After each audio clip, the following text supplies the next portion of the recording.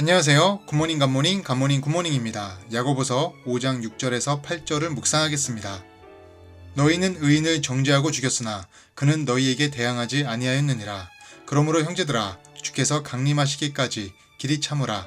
보라 농부가 땅에서 나는 귀한 열매를 바라고 길이 참아 이른 비와 늦은 비를 기다리나니 너희도 길이 참고 마음을 굳건하게 하라. 주의 강림이 가까우니라. 아멘. 당시 나쁜 부자들의 갑질과 횡포로 인해 부당한 피해를 입은 사람들이 많았습니다. 얼마나 속 터지고 열불 났겠습니까? 이에 야고보는 심적으로 어렵고 괴롭고 상처받은 이들에게 주께서 강림하실 때까지 길이 참으라고 말합니다. 즉 인내하라는 것입니다. 야고보는 그 인내가 어떤 의미인지 농부를 예로 들어 설명합니다. 농부는 농사가 잘 되게 하기 위해 자신의 영역에서 최선을 다하지만 농부가 못하는 영역이 있습니다. 그것은 비를 내리게 하는 것입니다. 농사에는 날씨가 중요합니다. 특히 중동 지역은 이른 비와 늦은 비가 적당한 때에 적당한 양으로 내려야 합니다. 그러면 농사가 아주 잘 되어 땅에서 귀한 열매들이 열리는 것입니다. 이른 비와 늦은 비는 오직 하나님의 영역입니다. 사람의 영역이 아닙니다. 이른 비와 늦은 비는 반드시 내립니다. 마찬가지로 주님의 강림과 주님의 역사하심 역시 반드시 임합니다. 주님께서 우리의 눈물을 닦아주시고 위로하시고 또 심판하실 부분은 공의와 정의로 심판하십니다. 현재 오늘을 살아가는 우리도 얼마나 억울하고 힘들고 어려운 일이 있습니까? 이런 우리에게 반드시 주님은 이른 비와 늦은 비를 내려주십니다. 그래서 우리에게 요구되는 것이 무엇입니까? 바로 인내의 믿음입니다.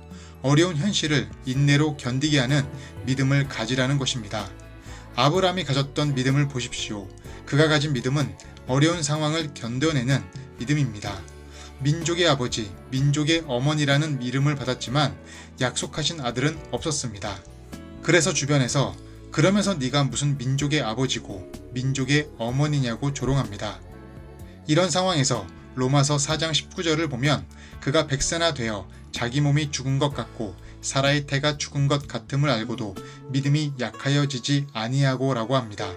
현실적으로는 참 어려운 상황인데 그가 가진 믿음이 얼마나 멋집니까? 자신과 아내 모두 임신할 수 없는 연로한 몸이 되었지만 그의 믿음은 흔들리지도 약해지지도 않았습니다. 왜냐하면 아브라함은 어떤 상황에서도 하나님의 약속은 유효하다는 사실을 굳게 믿었기 때문입니다. 그래서 그 믿음이 현실의 어려운 상황을 견디게 하는 능력으로 승화될 수 있었던 것입니다. 로마서 4장 18절을 보면 아브라함이 바랄 수 없는 중에 바라고 믿었으니 라는 표현을 보십시오. 이것이 바로 절망적인 상황을 뛰어넘는 아브라함의 견고한 믿음을 강조한 표현입니다. 아마도 이 구절이 아브라함의 믿음 상태를 성경에서 가장 잘 표현한 것이 아닐까 여겨집니다. 결국 아브라함이 바랄 수 없는 중에 바라고 믿을 때 그는 약속하신 이삭을 얻게 됩니다. 이것은 하나님의 약속이 성취되는 것이고 하나님께서 이른 비와 늦은 비를 내려주시는 것입니다. 이와 같이 우리도 바랄 수 없는 중에 바라고 믿을 때 하나님의 약속이 성취되는 은혜를 얻고 하나님이 주시는 이른 비와 늦은 비를 반드시 경험하는 믿음의 종들이 되길 간절히 기도드립니다. 기도하겠습니다. 하나님, 믿음에는 어려운 현실을 견디게 만드는 능력이 있습니다. 우리가 그것을 잊지 않게 하시옵소서. 현실에서 어렵고 힘들고 눈물 나는 여러 일들이 있지만 그럼에도 불구하고 반드시 우리 삶에 이른 비와 늦은 비를 내리게 하시는 하나님의 은혜를 소망하게 하시옵소서.